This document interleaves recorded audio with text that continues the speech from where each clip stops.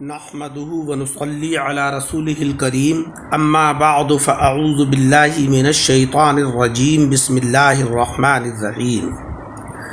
حضرات اکرام، حضرت عمر رضی اللہ تعالی عنہ فرماتے ہیں کہ میں حضور علیہ السلام کی خدمت میں حاضر ہوا۔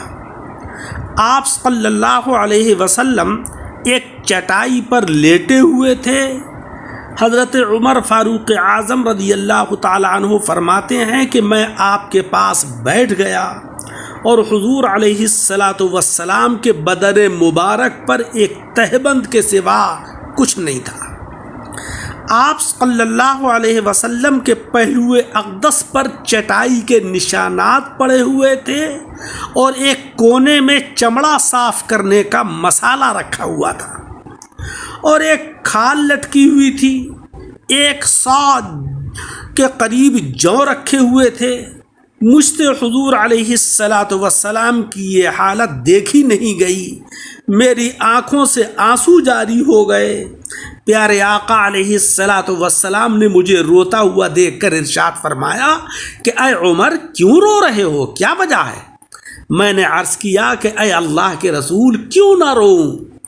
اس چٹائی نے آپ کے جسم اطہر پر نشان ڈال دیے ہیں اور یہ آپ کا کل خزانہ ہے جو میں دیکھ رہا ہوں، اور ایک طرف حال یہ ہے کہ قیصر و کسریٰ ہیں کہ جو باغات اور محلات میں آرام کر رہے ہیں، حالانکہ آپ اللہ کے نبی اور اللہ کے رسول ہیں، اس کے برگزیدہ بندے ہیں، دونوں جہانوں کے سردار ہیں۔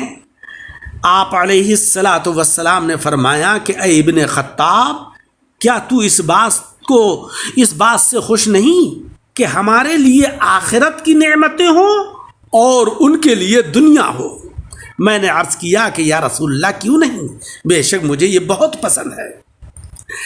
حضرت ام المؤمنین عائشہ صدیقہ رضی اللہ تعالی عنہا فرماتی ہیں کہ سرکار مدینہ صلی اللہ علیہ وسلم کے پاس کھجور کے ریشوں سے بنی ہوئی ایک چارپائی تھی۔ اس پر سیاہ چادر بچھی رہتی تھی۔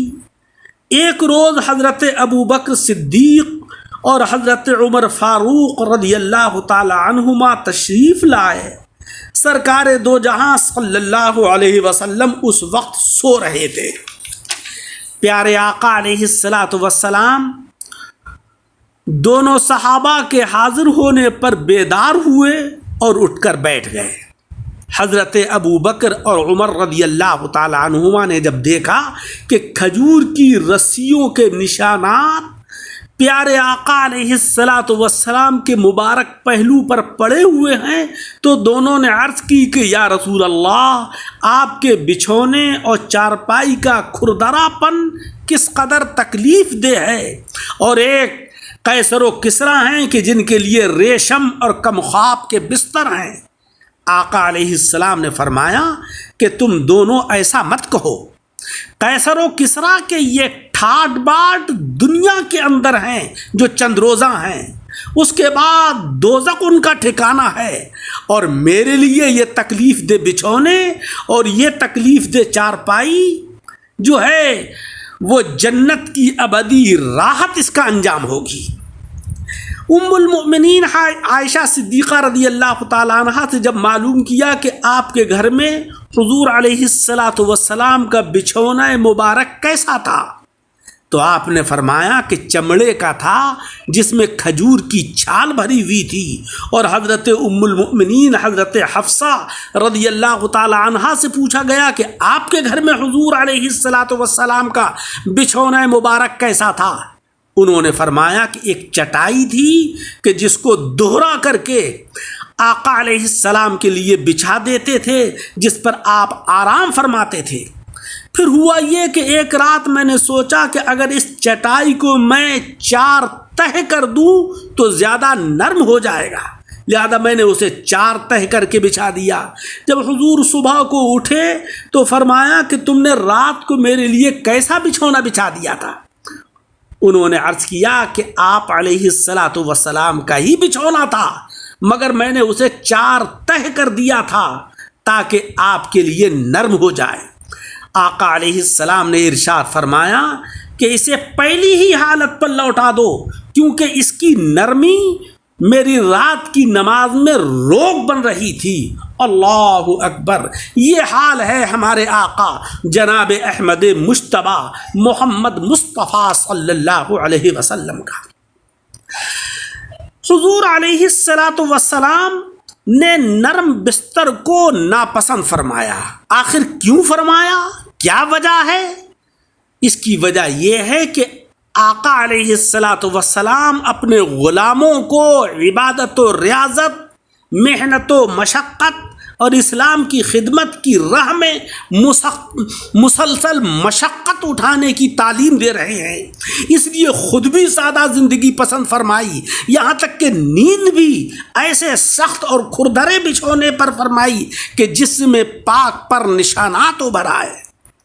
اس طریقے سے آپ علیہ السلام اپنے غلاموں کو عملی طور پر سمجھا رہے ہیں کہ دیکھو ایسا نہ ہو کہ یہ تمہارے نرم بستر، یہ آرام و آسائش کے ساز و سامان تمہیں کہیں نماز سے غافل نہ کر دیں، تمہیں ذکر و دروس سے بے پرواہ نہ کر دیں، کہیں تمہیں تعلیمات اسلامیہ کی خدمت سے غافل نہ کر دیں، لہذا تم آرام و آسائش اس دنیا کے اندر اختیار نہ کرو، تمہارا حقیقی آرام اور حقیقی آسائش جو ہے وہ آخرت کے اندر ہے۔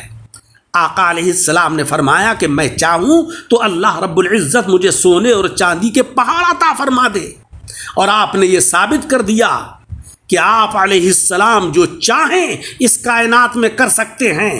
دنیا جہاں کی دولت آپ علیہ السلام کی ٹھوکروں میں ہے، لیکن آقا علیہ السلام نے فرمایا مگر میں آرام و آسائش کے ہر قسم کے ساز و سامان کو حقیر سمجھتا ہوں۔ در حقیقت راحت و آرام تو وہ ہے کہ جو ایک مومن کو، جو ایک کامل اللہ کے بندے کو آخرت میں نصیب ہوگا۔ اس سے یہ سبق حاصل ہوا کہ دنیا کے آرام و آسائش کے پیچھے دوڑنا عقل مندی نہیں ہے، یہ ساری دنیا کی رونقیں چند روزہ ہیں، اور ان میں مشغول رہنا یقیناً اللہ رب العزت کی یاد سے غافل کر دینے والا ہے۔ اللہ تبارک و تعالی ہمیں سادہ زندگی عطا فرمائے اور اپنی عبادت و ریاضت کی توفیق رفیق عطا فرمائے، آمین بجاہ النبی الکریم۔ جن حضرات نے ہمارے یوٹیوب چینل دعوت حق درس قرآن یا درس حدیث کو لائک اور سبسکرائب نہیں کیا ہے وہ سبسکرائب کر لیں، تاکہ دین کی اشاعت میں آپ کو بھی اجر و ثواب